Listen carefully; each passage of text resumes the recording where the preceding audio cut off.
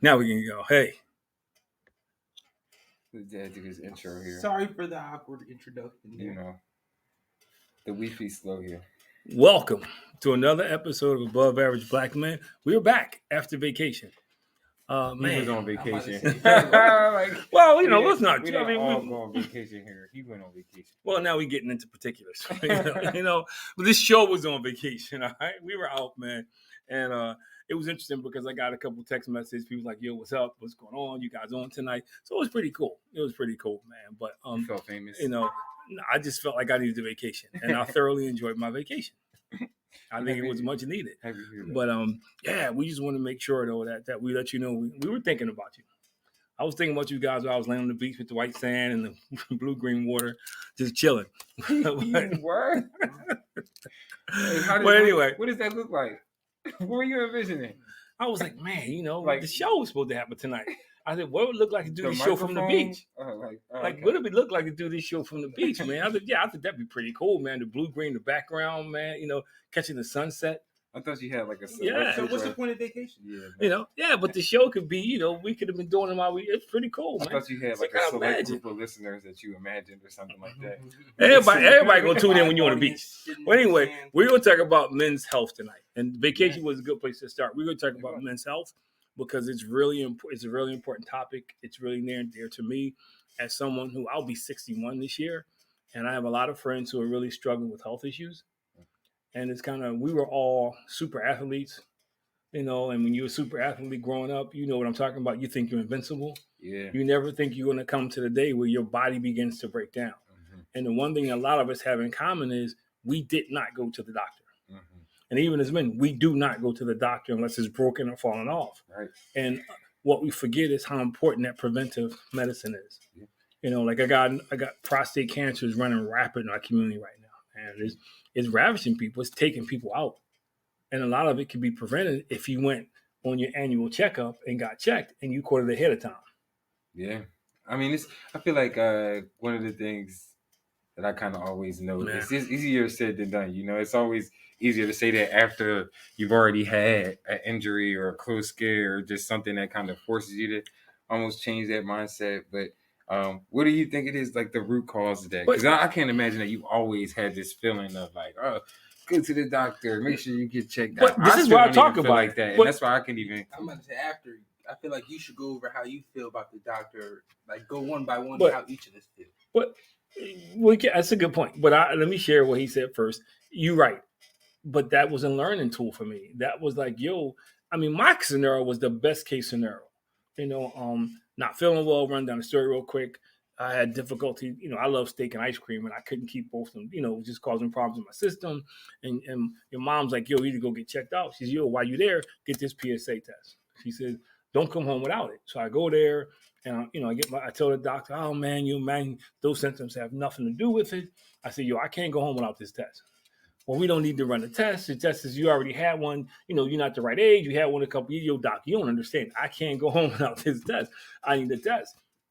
So they run the test. He says, this is just your imagination. So I run the test. And I never forget. I run the test. I'm sitting at work. I get a phone call. He says, hey, which I didn't appreciate the phone call because I didn't see the human. And I got good news and bad news. Whenever a doctor starts the conversation off, in your head, you think, okay, what's up? Yeah, like good and bad. Like, so he says, what do you want first? So I said, okay, I want the good news first. So he says, the good news is that, it's, you have prostate cancer, which is actually the bad news. But the good news is it's at the very early stages. Mm. So, we caught it in time, set up the biopsy. So I was able to get mine. Mine was like at the end of the prostate. So I was able to get mine taken care of. The problem with it is they still don't know how fast prostate cancer spread. Mm-hmm. So had I not caught it, who knows how long before I went. And this has happened to a couple of people I know personally. It gets full blown. And now you're suffering, you're in pain, you're going through all these issues. And sometimes it's too late because it can spread. Now, had I listened to the doctor who told me because I had more time because I wasn't the right age, who knows? Who knows? So for me, I do sound alarmed because I know friends. I know 3 people personally who died from this prostate cancer. I know people who have it. A lot of people around me who have it, who are struggling right now, with decisions around it because the implications of what prostate cancer can do to you, and I think about so many people who didn't go. I have a friend who ended up with had some problems and he ended up with cancer in his throat. You know, and see that we don't get checkups. We just let stuff go. And that's even just after feeling the effects of that. Like, so to me, you're absolutely right. I wasn't always like that, but now I'm on it. And you know, I don't have to get into talking about, you know, other health issues I had. You know, when I when I had diverticulitis, that was just me being dumb. Yeah. You know, you're not supposed to say yeah. He's talking about yeah. It happens. You know, that was just me being dumb. Like, you know, I started bleeding on Monday when I was in DC. You know, I didn't go to doctors after I passed out and had to be taken to the doctors. And they told me, you know, they were like, yo, when I got there, they were like, yo, we don't understand, because when you lose I lost 6 pints of blood. When you lose 6 pints of blood, you're supposed to be, you know, all these other things are supposed to go wrong. And thank God it didn't. But I remember bleeding for 7 days. Bleeding was supposed to last 2 days. You know, I was getting ready for surgery on Monday when I finally stopped. Yeah.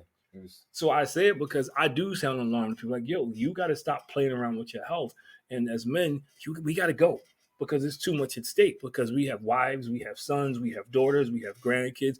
You know, we got moms, dads, people who love us, you know, who want us to be around. I don't want to say depend, because we mean more to our families. It's just depend, you know, something to be dependent upon. But as men, we have to do better, you know. And real quick, the fears are, because I see, you know, it was funny because y'all used to say it. I used to sound just like my dad, you know, because, you know, doctors, you kind of feel like they just want to medicate you. You know, I had, you know, they give you pills, you know, to loosen your bowels. Then they give you another pill to stiffen your bowels. Yeah, you know, they give you pills to lower your blood pressure, another pill to increase your blood. I mean, yeah. So you do kind of feel like, and they never give you a straight answer, you know, because everybody's afraid of being sued. So you do get those anxious moments. However, the flip side is, people are dying every day because they didn't get a checkup. You know, people are finding out I got terminal diseases that had I went earlier. You know, it may not be terminal. So I tell everybody, go. You know, I don't care what you think. You know, especially if you got insurance. Especially if you got good insurance, get an annual checkup. I mean, again, it's so easy to say. I know Devin had a question just kind of tailored around people's thoughts or perceived thoughts of feelings. Yeah, doctor hospital relationships. I mean, again, it is a lot easier said than done, but Dev, I do want to kind of get your feelings, Dev, before I kind of go into my spiel and thoughts. I'm like that. I hate hospitals. I hate doctors. I hate all of it. I hate the whole process. It's funny. Someone was telling me, like, you know, I really got an old soul when it comes to that. Because when it comes to, like, health, even, like, not just physically, mentally, like, kind of just push a lot of that stuff to the side. And I'm like, oh, I'll be all right, you know, after a couple of days, you know. After a couple of days. That's how I feel. It's funny you said that, because it kind of ties back to what you said there about in the beginning here, just feeling like you're invincible. Like, it can't be me. Like, I'm not gonna have that issue. Like, I'm gonna be all right. Like, it's me. Like, I feel like everybody has that kind of sense of that just happens to those type people. You know what I mean? So I kind of agree and see and feel that 100%. Because that happens for me myself. But outside of that, kind of another, I would say, kind of known issue with some people is just maybe their sentiments or feelings with the, I guess, perceived racism that's within that system of healthcare. You know what I mean? Like, you hear all the time that, like, just kind of how sometimes doctors don't necessarily take our pain or suffering and symptoms that we have as serious as our counterparts. And I mean, I've even seen where kind of related to if you have an increase in social status or whatever, like if you move up to the middle class, supposedly that should increase your benefits and your access to healthcare. But, you know, statistically, that's actually not the case. Like, we're still behind compared to our counterparts. And I agree, because you remember my dad was in the hospital. I'm not going to mention the name because I don't want to get our show sued. There's a hospital that I wouldn't go to, that when I was bleeding, I told your mom, don't take me there. Yeah, I don't care what happens. You don't take me there, because when my dad was in the hospital, I felt exactly what you said, that he wasn't given the treatment. They gave up on him. And they were able, you know, hey, just don't work, just take him off the machine, let him die, so we can get a machine to somebody else. You know, I felt the same thing, that, you know, his life wasn't valued because he was an African-American older man. So I'm not, and we even got into a situation in the hospital where they lied to us. They lied to us. You know, I'm standing there, no, I get there late because my two brothers are there. And they say, yo, did you get them permission to take that off the machine? I said, no, what are you talking about? They said that that they spoke to one of the brothers and one of the brothers gave him permission. So I'm like, nah, first of all, I had power of attorney. So nobody could make a decision without asking me. Yeah. So I'm thinking, no, there's no such thing, So we call up, my other brother, Jeffrey. Jeffrey's like, no. So the doctor come back in like, yo, where did you get that from? Well, one of the brothers, no, we all right here. Yeah. So who did you talk to? Because my who did you talk to? Well, it wasn't me. It was a nurse. Well, I need to talk to that nurse because I didn't know who did you talk to that gave permission. Because first of all, I got the power of attorney. Nobody could give you that decision but me. And we all standing right here. So I do want to just say a shout out to Not Your Average Podcast that said, we as a community can't be afraid to sue the hospitals. But that is so true. I'm not a sewer, but dude, you are on the money. We can't be afraid to know, like, that's an option for us. If we not, it's accountability. The proper care. It's like, how else are we supposed to hold these institutions, hospitals, whatever, accountable for treating us as less than? And the story goes worse because now they were upset with us. So they said, well, this is, the rule says only 3 people could be in here.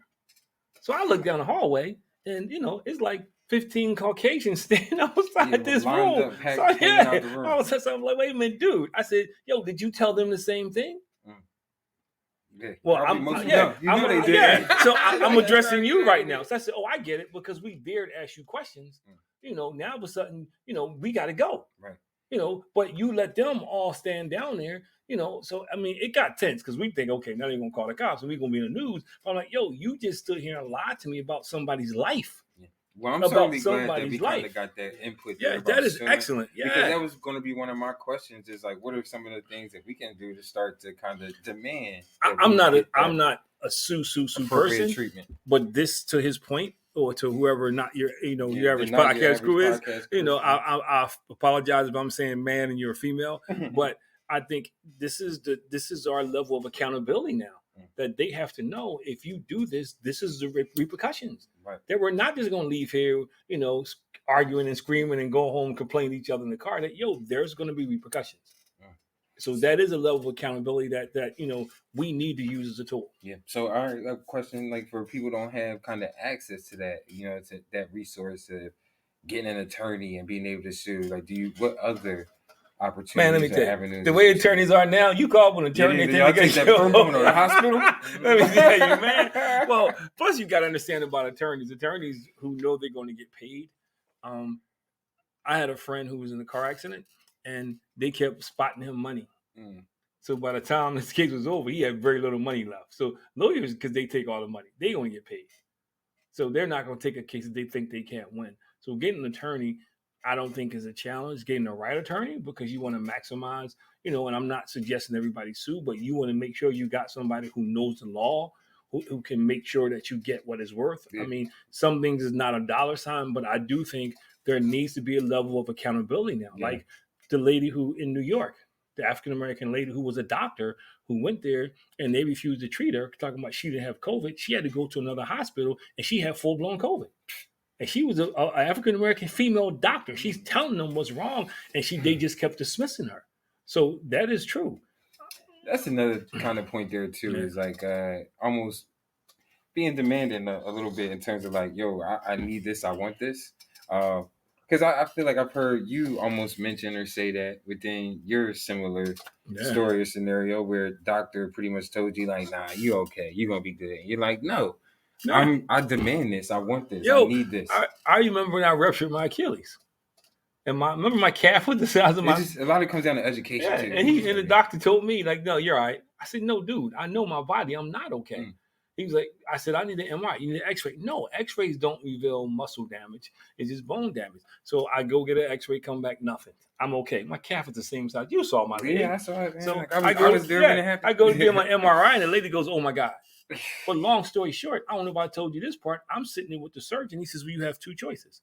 And he tells me, I said, well, what's my 2 choices? You can get surgery and get healed, or you can limp the rest of your life. There ain't no freaking choice. I mean, why I want to live around like, yo, he said something right here, the average podcast crew, we have to sue because that's how you hold them accountable.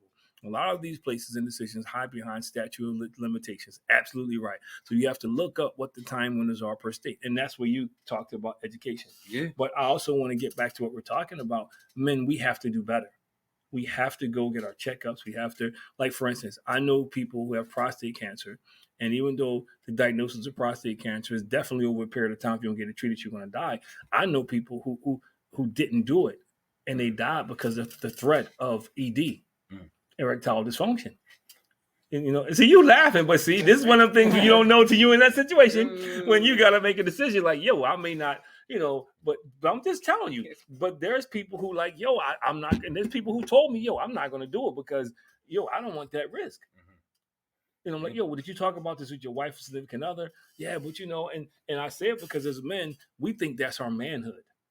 We think we're tied to that. And I'm going to tell you in all transparency. No, you're right. That's actually an interesting point. I've heard that. But in all transparency, talking to your mom, I had the same discussion. And she was like, look, man, I need you to be here for your kid's graduation. I need you to be here for weddings. I need you to be here for stuff that's meaningful. That's not that meaningful, in the long term. And that resonated with me because in my mind, I had the same fear because you think, well, how can I, please my wife if I can't do this? Because that's who we think we are. Because since we were little boys, that's what we were taught. Yeah. So I say that because a lot of us, that's another reason why I'm not going to go because I don't want to deal with that. Yeah. Like you said, but I'm going to be honest. A lot of people don't want to hear how unhealthy they are. That's another token. Well, let me go back because I want to read this because we got to get interaction here, man. This is a good one. I'm just coming off a week-long search because of the time a lot of these lawyers won't take, because this feeds into what you're talking about, the win. And I cut through it, what we black folks have to stand our ground and educate us all, same thing you said. But I got to read this part. He's like, yo, man, this is a good show. I got to read that part. but I think. With technology, man. but I do. But if you think about that, how many of us we associate it with our manhood? So I'm not going to get to it. Hurts pride. It does hurt your pride. But how? But that's a different story. But we got. It goes back to taking care of ourselves and thinking about the bigger picture. Mm-hmm. The bigger picture is because it is a distinct possibility. And here I am, cancer free. Had I not gotten that done, I can't believe 11 years ago, I might not be here. Yeah. And I kind of another token to it too that we're certainly more kind of reactive and less proactive. Yeah, I agree with that. I think you mentioned in references again, it's like, I'm waiting until like something doesn't feel right for me to go in there. Like when I know we've talked about how colon cancer or prostate cancer is like prevalent within our family or just even in our community. There's other things that we know are prevalent in our community too, such as cardiovascular disease, diabetes, anxiety, depression, like all these things exist.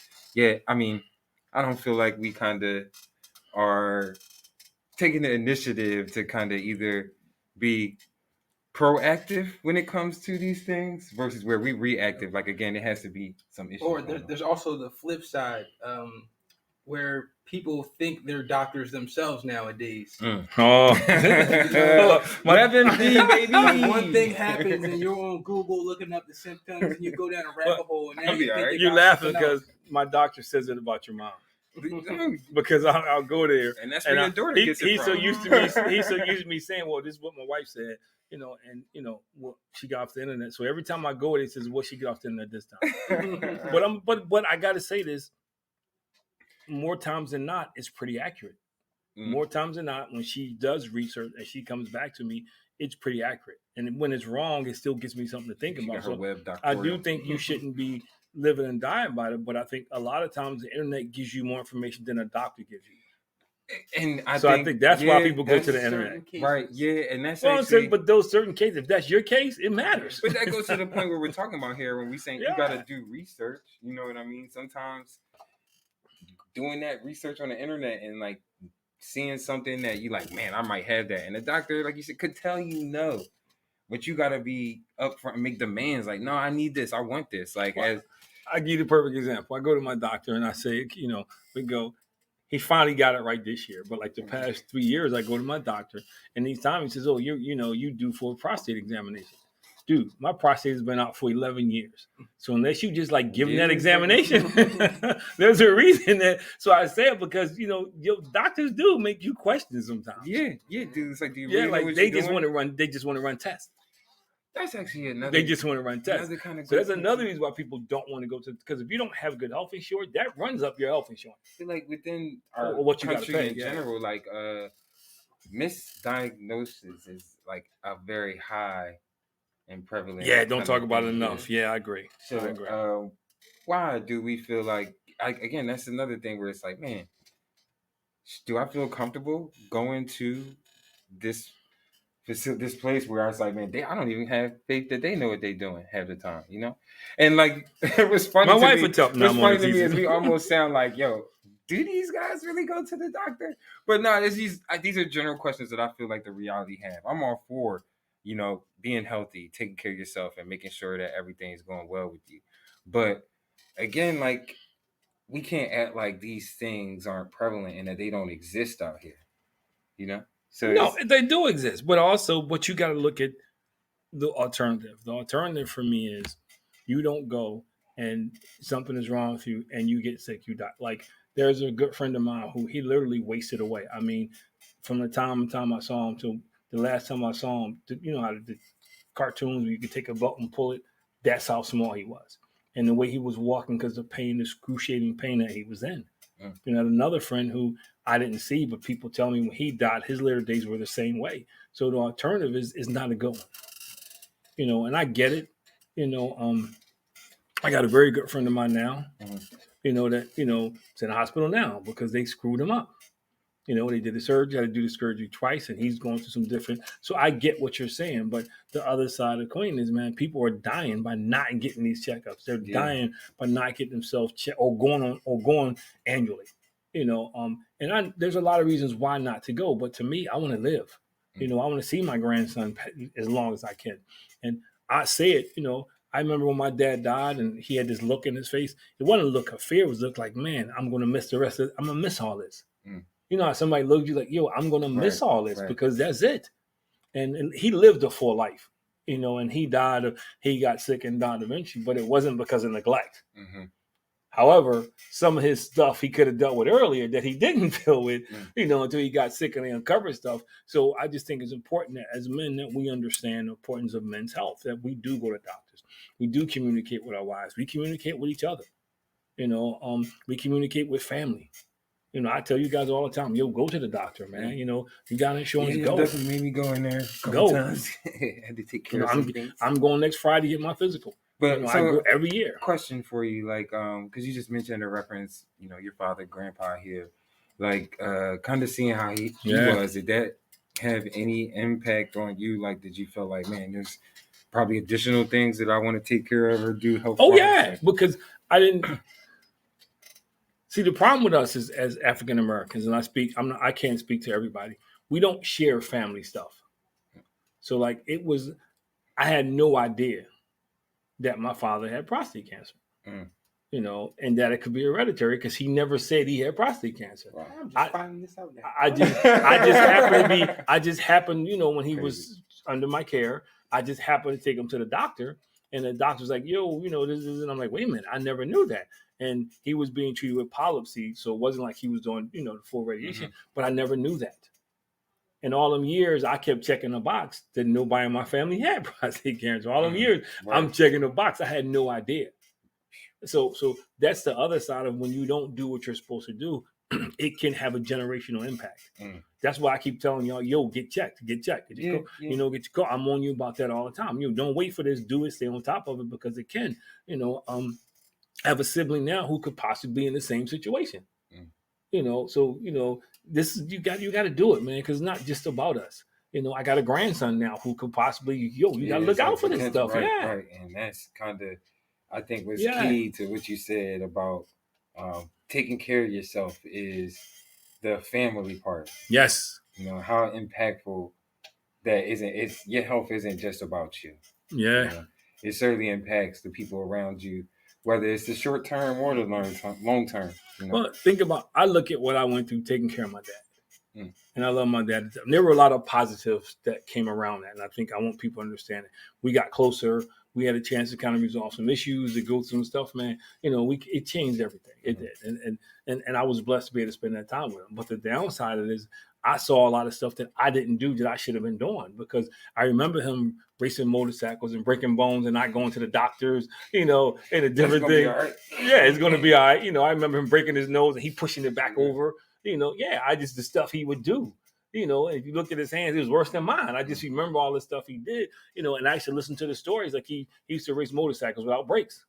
And he was one of the best riders down there. But one time he said his throttle stuck and he jumped over a fence, ran through, all the stuff he ran into. And they were like, yo, man, you should go to the hospital. You lucky to be alive. I'm all right. Is the bike all right? And he told. And that's crazy. Yeah, but that's us. That's us. I mean, all right. So we're hearing that story. Like, do you think that has anything to do with just kind of the guise of masculinity and just like of course, it is to like be man, I'm tough. Like, it's hospital, like doctor. It's like when you're playing football or something, and I played football, and you get hit really hard. You don't want anybody to know it hurt, so you jump right back up. Your adrenaline's flowing, but when you get to the sideline, ooh, baby. And you see in the NFL, a guy jump right back up, but the next thing you know, he's taking a couple plays off. He'll jump up and run back to the other, because I think one is men, our definition of men, and we talked about on one of our shows, and I think it's worse now because, I'm going to get in trouble for this, but it's true. Females have added something to that, that you can't be a man and show a lot of emotion. I was talking to a good friend of mine I hadn't spoken to a while, and for a while we were talking. He said the same. It's funny how you survive in the hood by not showing your emotions, but as you get older, you start to show your emotions. You start to go through these different things. However, people don't like it. But people don't like it, and there's some women who think that's weak. So now if you take that over to somebody getting hurt, I'm not going to go home and to my wife because she don't think I'm weak. Mm-hmm. I'm not going to go to the doctors, because, hey, I'm strong. Yeah, I'm a man. See me cry or something. But a lot of us, we go through that, or we want to have the facade when everybody think that we're fine. Mm-hmm. So we hide it until it's too late. Mm-hmm. And you hear it all the time where somebody just dropped dead. They had heart problems and they just never did anything about it. Mm-hmm. There was a young man on the call last night who I really appreciated on our community men call last night or Monday night, and he was recovering from a stroke. Young guy. He said he was just sitting there. Just got finished taking his kids off, and he's sitting there, and it just happened. It wasn't no signs. He didn't know history of anything. It just happened, and he's recovering. But and I wasn't going to ask him 50 questions, but you got to ask yourself, how much stress are you under? Yeah, that's scary. What is your diet like? People tease me now because because I'm small. I'm not like I used. You trying to show off? No, but you know what? Because I understand the value of health now. I understand I'm not supposed to be 200 and something pounds. The older I get, I can't be eating salami and pork and stuff every day and drinking like a fish. I can't do that anymore. So I mean, and to me, it's cool because I still got a full head of hair. I'm healthy. I feel good. But I feel good. And I don't go through some of this. You got to take care of yourself. Mm-hmm. Now, on the flip side, I got some aches and pains that happened a long time ago that I should have taken care of. So I'm thinking, you have to do it because if you don't, your body is going to fail you. Your body is the thing that you can't neglect because it's going to pay for. But you're going to pay for it. Well, most of us. But you're going to pay for it. You can get parts. So I think you have to take it serious, man. You have to understand, man, that without getting deep, the Bible says the body is your temple. It is your temple, man. This is your house. It's your home. Yeah. And to your point, when it's gone, it's gone. I think we forget that. And to me, another reason why, because I was telling some other day, well, how you use your weight? I did the 30-day journey. 30-day journey was I gave up pasta, bread, chocolate, for 30 days. You gotta be disciplined. And I exercise every day for 30 minutes. And people were like, man, you can do it. I said, yeah, but you know what the flip side was? My knee was hurting every time I took a step. I couldn't walk up the steps without breathing hard. You know what I mean? I'm outside shoveling like I'm having a heart attack. Yeah. I'm cutting the grass. I got to stop like every 5 minutes. Like, I couldn't do the simple stuff anymore. I go to shoot the basketball around. All of a sudden, I'm aching and pain. That stuff I could do in my sleep. I know. Believe it or not, I kind of had a similar situation where I kind of had a decline or not too much focus on my health. I would say, especially being a former athlete, it's like you finally feel almost you get to take some time off. But just getting in that kind of habit of not doing anything, you kind of lose track of your health and what you look like. So I did have kind of a similar, I know he left situation where. But you're gonna spread the word for us. No, like a similar situation though, where just wasn't necessarily mindful of that, and kind of had to get back on track and be disciplined enough. It was a little different over here. Yeah, I was in shape all the time. Yeah, I was fat growing up, so once I started losing weight, it was no looking back. I'm never going back. I said I'm never going back. I look at those old pictures, and I'm like, no. Yeah. I mean, that's kind of how I feel a little bit too from that. But this is what happens in life for a lot of people. You and this, especially a lot of married people, because you do all this stuff because you want to attract somebody. You can say whatever you want to say. That's not why you do it. Yeah, you want to be attracted to somebody. That's part of the game. You get married, you start accomplishing things, and all of a sudden your health or those things that they become second and third. Because now I'm got a wife. And I say this all the time. I don't say negative way. I don't have to impress nobody. People say that to me all the time. I don't have to impress anybody. I got a wife. I really just do it for myself. So yeah, and that's where I'm at. Because people say, "Oh, no, I'm not trying to be young. I'm trying to stay alive." Yeah. I want to be after seeing my dad and seeing your father-in-law. I want to be around as long as I can. Because I could see the look in both their eyes that I'm missing. I'm going to be missing something. And of course I'm going to miss something, but I want to see as much as I can. And I can't do that if I'm not physically fit. Right. I can't do that. I can't maximize my potential if I'm not physically fit. All that stuff you're trying to do now, you can't do that if you worry about your health and you got that's important. Like that shortens your lifespan, certainly, not to be at least conscious of your fitness. And I want to say this, not to cut you off. I know we have some health issues that we can't control. So I'm not talking about those people because that happens. If that happens to you, like the two things that happened to me, the cancer and the diverticulitis, there were things I couldn't control. Yeah, certainly. But I can say I want to be in the best possible shape I can be. It's hard. I get up in the morning, man. I do what I got to do. I work out. Yeah. And some days, man, I'm just not feeling it, man, because in the morning I got to do this, I got to do my devotion, and it's like there's things that are preventable and there's things that aren't, like just kind of go. But you got to want to do it, and I think health is the thing that we often take for granted until we lose it, until we get sick. Even if people around us, sometimes we don't pay attention. Like me, I know a lot of people who I grew up with, who went to school, they're dying or they're dead. They're having heart bypasses, all this stuff. And that's scary to me. They have diabetes. People with very similar backgrounds because we didn't take care of ourselves. We got hurt. We worked out. Soon we got finished playing ball, we had a cheesesteak and Pepsi. Yeah, how healthy was that? Before the game. But that we did it all the time, though, and that's not good. Right. And then we went to sleep. I think a point that you kind of made that we talked about here tonight is that mindset of almost trying to be forward thinking and just thinking about, what you do to your body right now actually is probably more so going to show up and be kind of effective for 5 to 10 years from now. What is that like?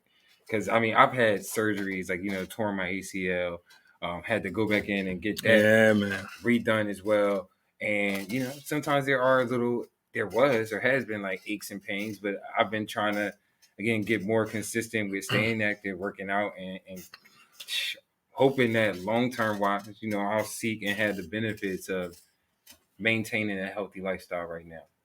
Right, so Devin, I got a question for you, man, because you just been kind of sitting here quicking in. Like, do you think, and Dad, you can kind of answer or address this too. Like, is there any type of differences you feel like maybe generationally in our views on the doctors here? Like, I feel like we got 3 different generations here.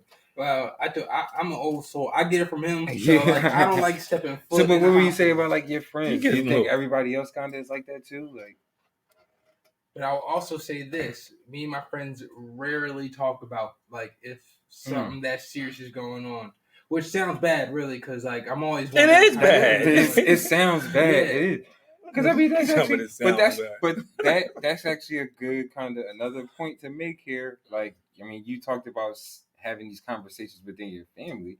I think it's another dialogue that could be had here amongst your peers. Yeah, your like friends. I feel like they focus more on the mental aspect of things, like, oh, how you That's doing? How you everybody, like, Yeah, you never ask, but how your even body feel? but Yeah, like, even bro, a what's lot up of with but your foot, even your but leg? even a lot of that is surfacey. And what I mean by that is there's a lot of times people ask you how you doing, and they really don't want to know. Of course They not. just say it because that's the It's proper part way of- to greet. yeah, that's a because greeting. as soon as you start talking, they changing the subject or they trying to It's top you. ooh. Yo, you think you tired? Oh, this is what I went through. That's You a know, lot. I had 5 breakups. You only had 4. I mean, That's a so lot. yeah, so that's and mental health is a good segue for the last couple. That's another reason men don't do therapy. Yeah. So we don't, and a lot of us have trauma. Especially growing up in the hood. You may have seen somebody get shot. You may have seen somebody get killed, get stabbed, or you've been in a string of bad relationships, or you've seen bad relationships. Maybe your mom and dad had a bad relationship, and now you get married. It's like I got a Volkswagen. Your mom got 10 suitcases. I got 10 suitcases. 20 suitcases are not fitting the Volkswagen. So we just start throwing stuff out just to make them fit in the Volkswagen. We don't know what's in them until we start unpacking. And a lot of us are like you said that on here before. Or you just told me that a lot of times. A lot of us are like that in our relationships because we have this trauma that we don't deal with. Because man, we don't go to therapy. Therapy is a bad word. I'm crazy.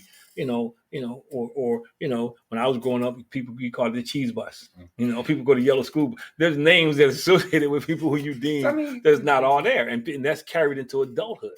Therapy and like just what about counseling also? Same thing. It's a bad word in our community. But at what point do you think, I guess, people in our community should start attending or looking to do that? Like, is that something like, all right, you're in middle school, like make sure you're seeing a therapist now, or like generally, I feel like. Well, I don't think it's the age. I think it's the circumstances and behavior. You see what I'm saying? It's like, do you wait until do you wait until there's this laundry list and life of problems, or do you make it a routine or thing that it's something that you're used to and accustomed to? It's a case by case thing. Like for instance, if I've sat down and I counsel people, and in the middle of counseling, somebody says something that happened in their childhood, the other person had no idea. And that's a barrier in a relationship. That's a problem. I'm just saying that's a problem because I'm not dealing with it. Now all of a sudden we laugh about not laugh, but we talked about Johnny Depp and we talked about how part of the video was when she went to scratch her head and he just flinched because he was so used to being hit. So that's trauma. Right. That's trauma that if not dealt with, his next relationship is going to be the same thing. So those are the things that you got to deal with. And you can't put an age on it, but if you somebody says I'm suicidal, yeah, they need some help. If some little kid is talking about killing somebody, they need some help. Or if some kid is fighting somebody and they're like extra violent, they need some help. Yeah, but again, I think that's the point that I'm trying to kind of make a question here is like we just made all these negative kind of statements about it, where it's like, oh, this he clearly needs help. Like, how do we kind of make it where it is talked about in a more positive light and positive way? Like, well, again, that's the point where I was saying, like, man, you need somebody to talk to, somebody to share with. Yeah, like, yo, starting at 10 years old. It's like I do social emotional learning. I do. Oh, you can talk. Go see this therapist. I do social emotional learning, and one of the things that you learn in social emotional learning is that you do a lot of observation and you ask a lot of open-ended questions and you observe and how you respond. So you don't say you need help, you need therapy. Hey, maybe we can talk to somebody. Yeah. Maybe you can share how you're feeling so we can work through those emotions. You don't say, man, you got issues. No, we got to sign you up. I guess the point, again, I'm saying is like, why does it have to always be the ones that may have issues? Why? Because you don't know. They're the signs. Yeah, but I'm just saying, why do we not also talk to or focus on the ones that don't have issues? People just want to talk. Because you don't have enough therapists, enough social workers, enough people in school to handle everybody. But I'm just saying, but you don't have enough resources. I get what you're saying, and that's not a bad idea. That's not a bad idea. That's why people only go when it's a problem. That's not a bad. No, I don't. I think I never thought about it, but I think it's a great idea because for some people, before the problem snowballs, you can alleviate it. Like I may not show the signs of needing therapy, but I may be walking around upset with my wife just carrying inside. So I do get it, but there's just not enough resources, and that's when to fight about mental health and gun control. They won't even pass laws around that. Yeah. I feel like I know these things. I was just trying to bring it out of you. No, it was a good question. But let's look at that. They don't even want to have mental health laws when it comes around gun control. True. So it's like, so they're not going to put. Yeah, they don't want to put resources into that. You know, because the NRA makes a lot of money. We don't got enough therapists and politicians. Enough you get counselors. paid. We need well, more. It's a tough job because it is a tough job. But it's a tough job because you have to be able to separate what all the stuff that people, for lack of a better term, don't pull you into you from your personal life. And if you're having issues in your personal life, it can be tough, man. It can start to wear you down. It's like if I sit down with a couple and we're having a discussion, they tell me a bunch of stuff, you know, it makes me heavy. So I can't, you know, I'm not going to get off now and go on a date with your mom. Let's go out and have, it weighs on you. It starts to weigh you down. It's like some of the kids that I work with. When I know the situation they're in, it's easy for people to say, when you leave the building, just cut it off. But I'm not built like that. Right. You know, and, you know, you still talk about some of the kids you coach, you know. So it's hard to turn it off. So therapist is difficulty. It's just a difficult task because you deal with a lot, man. Well, how do you deal with it? You counsel people. Right? I read, I listen to music. I'm very careful. I don't look at the news every day because the news is negative. You know, your mom loves the news. You know, have you done that? Yeah, I probably need to.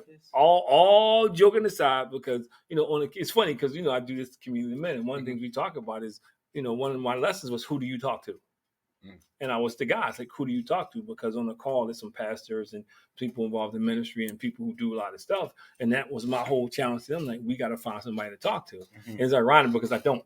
it's ironic, you know, that I gave this to everybody else. And, you know, you think about it, but vacation, you know, I was away for 9 days. So for 9 days, you know, I did nothing. I just kind of hung out. You know, I kind of did some self-reflection. You know, I listened to music. I spent a lot of time with your mom. I had a chance to be with, you know, some very close friends. You know, that's all I did. You know, I'm not a beach person, but I just went and stood in the water for like an hour. Sometimes I laid. So that's my therapy. That's nice to hear. Like, but you can't always take a vacation. Like, what happens if this happens on Monday? You got to go to work Tuesday. Or if it's winter, it's cold outside, you can't go to the beach. I got the man cave. That's why I created. Nah. For me, one of my mechanisms is the car. And what I mean by that is, when I get my car, that's my sanctuary. I don't answer my phone unless it's one of y'all. You know, I'm not taking a bunch. This is one of y'all. I don't answer my phone because I never know what's wrong. Yeah. So I do. I play gospel music. That's my sanctuary. Or either I'll play some, you know, if you look at they're like Grace Wins, and there's different videos that you on YouTube that you can play, inspirational prayers and things of that nature. I do it when I leave here in the morning. I do it when I come home. That's my sanctuary. And I pray a lot. I pray a lot. No. But do I need somebody to talk to? Yeah. You know, because you know, as humans, we were created to have fellowship. So you do need somebody to, and it's not always to validate or solidify what you say. Sometimes you just need to talk to another person. Yeah. So I tell you, in all transparency, I don't. I don't. I just deal with it. Yeah. You know, I mean, which is probably why I'm so moody. Right. But, I mean, but you still have some kind of, I feel like, mechanisms to kind of get through that. I read, I listen to music, but I sit on my back deck. Yeah. You know, I'll sit out there and watch the sunset, sunrise. Right. I was with that. So, but Dad, what about you? Like, what other? Since we talking about it, I think come to mom and dad's house and eat their food. And what healthy ways do you kind of cope with? Because I mean, I don't think you're seeing the therapist. I would know that. And is that something that you would do? Would you see a therapist? I would actually, yeah. Like, that's been something that's kind of been on my mind within the past couple years. Honestly, I just never take. You've been through a lot. You've been through a lot. Never take that leap of faith. So I would definitely be open to it. Most of the time, I just bottle stuff up, which kind of sucks. Dad don't charge. Dad don't charge you. Yeah, definitely need to see somebody. Dad don't charge you. Yeah. Do you think you would? So wait, I have a question for you. Yard work, so I would you be more like willing or apt to go if somebody like gave you a therapist, or like kind of, I guess, like just gave one to you, like, oh, check this guy out, or is it? What is it that? Because I'm trying to think of it, not even outside of yourself. Like, maybe sometimes people feel like, I don't even know where to begin. I prefer, like, that would be a good start. Someone's like, yo, check this person out. Preferably someone that looks like us. Yeah. You know, that can relate. No, but that's big. That's big. Because I've had conversations with therapists who don't look like us, and not in the therapeutic setting, but they often don't understand. is they don't like if I talk about we'll be talking about a kid who lives in the hood and we'll be talking about why he acts a certain way. They don't get that he's a product of his neighborhood. Everybody in his neighborhood acts like that. That's the way he acts because he thinks that's how he survives. You can't tell a kid in the neighborhood everybody fights that he's supposed to be passive. he don't get he been fighting, just because you said it. It's crazy because you don't know who this is, but I heard T Grizzly say something pretty interesting where he was talking to one of his friends. He's from Detroit, like a rough part of Detroit. But he was talking to one of his friends who said they had PTSD and they from Detroit too. Mm-hmm. But then he told him, like, no, you can't have that because, like, you're from here. This is all you know. You know what I mean? Like, to me, I think that's almost kind of related to that statement of just if you're in that, like, for what a white therapist, like, they never been in that type of situation, so they can't even relate or just talk. But the thing is funny about, and then they try to label things. You know what I mean? They think that's all this person knows. My mom and dad did a great job of introducing me to books, different things on TV to help me get outside the neighborhood. We traveled, but they gave me other mechanisms, to leave, to be outside mentally, to visualize other things. So I think it's hard to say people can't have that because that's all they know. You can know different things and not leave especially now because of social media, because you got all this technology. Label and diagnose us with because all it's things, easy. Right? It's like Ritalin. They give everybody Ritalin. No, I've dealt with kids who I never forget. It was a third grade I was working with years ago, and he did this whole shift, and he just became real all over the place. And I remember in the room and everybody talking about Ritalin, and he got some issues. So I said, well, just let me talk to him. So I talked to him, we talked, and come to find out, he was a foster kid. He found out that he was adopted, and not soon after that, his biological parents got killed. Third grade now. So what do you think the third grade going to do? And nobody's telling the truth. Everybody's like, and they hit you with it's for your own good. So he acted out. However, nobody took time to talk to him and see where the issues were coming from. They were just trying to put a Band-Aid on an alligator bite. They're treating the symptom and not the cause. And I think a lot of times when it comes to mental health, that's what you see. People try to treat the symptom instead of getting to the cause.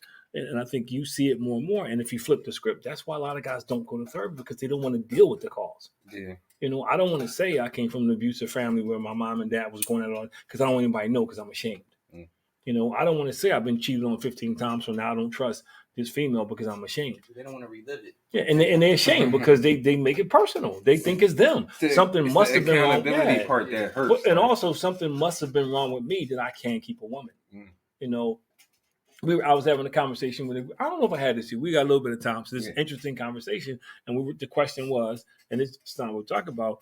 A young lady asked me, she says, "Well, do you think it's right for a married woman to take money from another guy?" And I was like, "No, you got to be out your cotton picking mind." And automatically went to the psyche of the male. Automatically went to but automatically we went to the insecurities of the man because why would you be upset? Because automatically went to how insecure the dude was. That was right away is what we went to. Not that this offensive and if he ain't taking care of business, all this, and maybe he not who he should be. Yeah. Oh, and then, if you that insecure, because one young lady said, well, hey, as long as the money's in the account, what matters? And I'm just saying, be out. That's all I got to say. You can be out. Because listen, it's a lot cheaper by myself. That's all I got. But I'm just saying, I wouldn't even need that money. But that goes back to what we're talking about, just how delicate the psyche of people are, and the fact that you would automatically assume that somebody's insecure because they object to something. Hence, that's why a lot of people don't say stuff because they don't want to be labeled as, to your point, insecure, overly emotional, especially guys. They don't want to be labeled. It's no boundaries, man. That's crazy. I can't even focus. We can't handle boundaries. What does it matter? My goodness gracious. Oh man. Yeah, that's a wild statement. That is. Yeah. All right, but I'm just telling you, and I thought it was odd that they didn't see anything wrong with it. I thought it was extremely odd. I might have been triggered. That got in my mental health. I wouldn't even talk to somebody after that. What? No, but I'm just telling you. But that's what happens why people don't say stuff, because they get labeled, man. Nobody wants to be labeled as weak or a punk or a sissy. Nobody wants to be labeled that. And those same stigmas kind of come sometimes if people hear that are you seeing a therapist? Like, man, what's wrong with you, bro? Yeah, like you ain't tell me. Yeah. Oh, you gotta be at rock bottom. I mean, I would realistically, I would go to a therapist. I have a couple of very good friends of mine, male and female, who I've known forever. You're talking about probably a decade or so. Mm-hmm. And every once in a while they hit me up. They go to therapists. Yeah. They go to therapy, and they'll tell me, yo, man, it's stuff that happened growing up, that I'm struggling with, like, hey, or I was in this relationship and I didn't realize how much it messed me up until I got married. Yeah. And it started. So I do know people go to a therapy. They tell me because we're like super close. Mm-hmm. But again, you don't know how many times I've sat down with a couple in counseling and something in a marriage that they just haven't shared has become an issue because he or she didn't say, I'm traumatized. I'm carrying this around. And, every time you say this or do this, since it's triggering me that you have no idea you're triggering. Mm-hmm. Yeah. And it's I'm glad that we kind of having this conversation just to kind of be open up front. I can't sit here and act like I go to a therapist or been there, but it's certainly something I'm open and willing to. You probably thought about it for a lot longer than I had. But it's odd. I have friends that are counselors. So, I mean, I may have talked to them about situations or certain things. Maybe that's a free therapy session there. But, I mean, even outside of those situations, I think one thing I do have is at least people that I feel like I'm close enough to that I can open up about certain things with, so. But at least you recognize it. I think part of the problem with most of us, we don't recognize that we need somebody to talk to. We think it's never a need, and I'm not making light of it, but that's why you see people just start going off on people because they're fed up. Life has gotten so bad and it's everybody's fault. But, and so you see people doing stupid stuff to groups of people. It's the same thing as racism. Most people who are racist, when you talk to them, they don't even know why. Mm-hmm. It's just things have happened, and it's easier for me to blame a black person because, you the problem, all my issues. Because again, they got mental issues, and the mental issues, if you're not aware of it, it doesn't take much to become a trigger or to become a justification for your behavior. Yeah. And I just feel like, one thing that kind of stands out to me when we just sit here and kind of think about mental health, I think we just need to maybe continue to have conversations like this. Yeah. And again, like even beyond mental health, just physical health. In forums. I think to get a bunch of men in the room to hear other men talk kind of loosens it up. Yeah. Because a lot of times as men, we think we're the only ones having problems. That's another point that I was going to make. If I'm having a problem with my wife, I feel weak because my friends are lying to me. All my friends, I'm the boss, I'm this, I'm that. Real quick, because I was hanging out with a dude and he kept talking all this smack. Because, I would call your mom and say, hey, I'm going to be home a little later. All our money goes into a joint account. I don't, he talking all this smack. So one time he was like, yo, I need you, I got to run home real quick. Can you do me a favor and run me home? So I run home real quick. I'm waiting outside. So I got to go to the bathroom. So I go up. I go to knock on the door and the door opens up. I see him having this whole check to his wife. So all that stuff he was talking to us, all that crap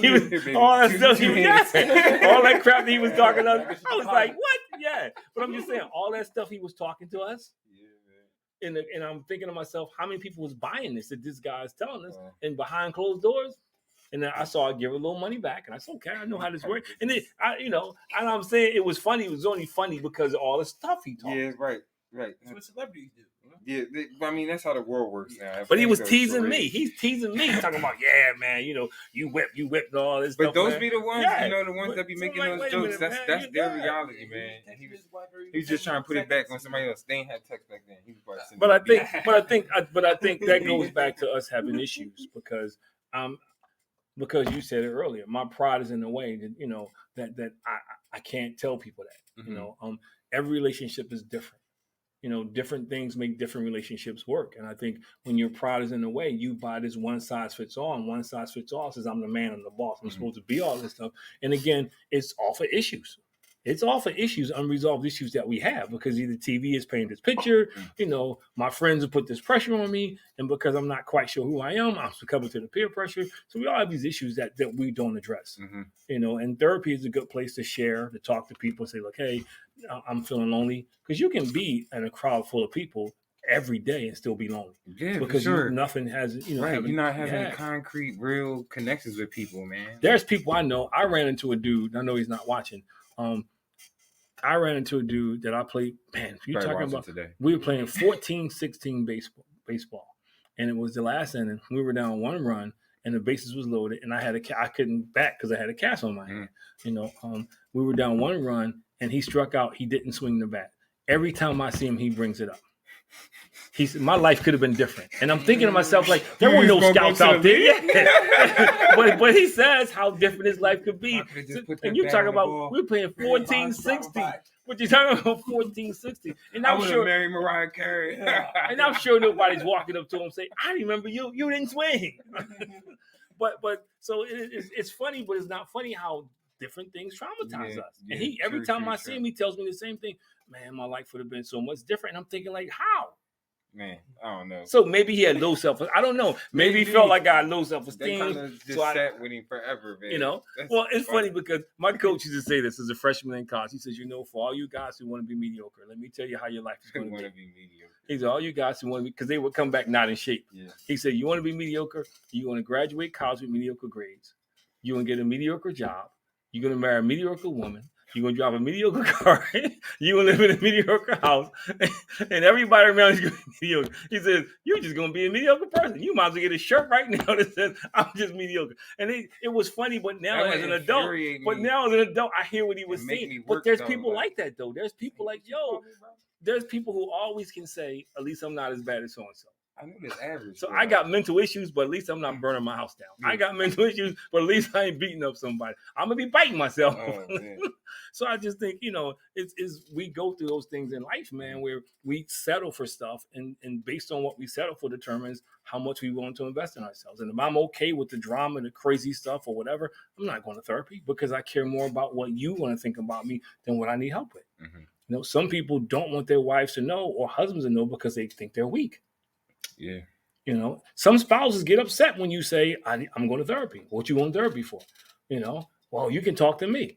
And I'm saying every man and every woman, there's certain things that you need to talk to somebody else about. I'm going for you. But see, they think you want about them. That's the problem. You want to talk about me to this person. So, like, I knew a guy that told me he didn't want to go to therapy because he felt like they were going to take his wife's side. I mean, some people had that. He was like, I'm not going there because all you going to just take her side. And then when he went, he found out that wasn't the case. But he was like, I'm not going there because he's going to take her side. You trying to go back next week? So, first time I heard this. But 8:00, great show. Another great episode of Average Black Men. Like, follow, subscribe. You already know. Like, follow, subscribe. You got the song right Yep, now? empower, inspire, uplift the community, everybody. No, make sure that's what you're doing every time. Yeah. With your lives out here. Great conversation, like you said. It is great, but it is a much needed conversation. Yeah. And I think that's need to be continuous, beyond this show for everybody. We need to get a doctor. Yeah, somebody that we can talk to. We had a couple of psychologists on. We need a psychologist. We need to get a doctor. If you know a doctor, send them our way. To talk about an African American doctor, to talk about, way to be specific. Some of the things he's come across, some of the things that he's encountered. How does he convince people that, hey, you got to follow up? I think it's important, man. Yeah. I think it's important because I think reassurance is part of it. Mm-hmm. People need to know it's okay. Yeah. We need to try to find a male therapist. To come on and have that discussion like you, because male therapists would know better than anybody. Yeah, if you don't know somebody, send them our way. I got somebody. Message us on Instagram, Facebook. I got somebody. I got somebody that's really good. We may need to source this. But even besides, outside of who we have, we still accept more. Send it to us. If you got any questions, all right. Interaction. Another great episode, man. Above Average Black Men. Check us out on Facebook Live. Check us out on Podbean. Podbean Live and Instagram Live. Spotify. Yeah, Spotify. Forgot about that. Good. All right. Peace out, guys. We will see you next week. Same time, same bat channel. I don't like that bat channel.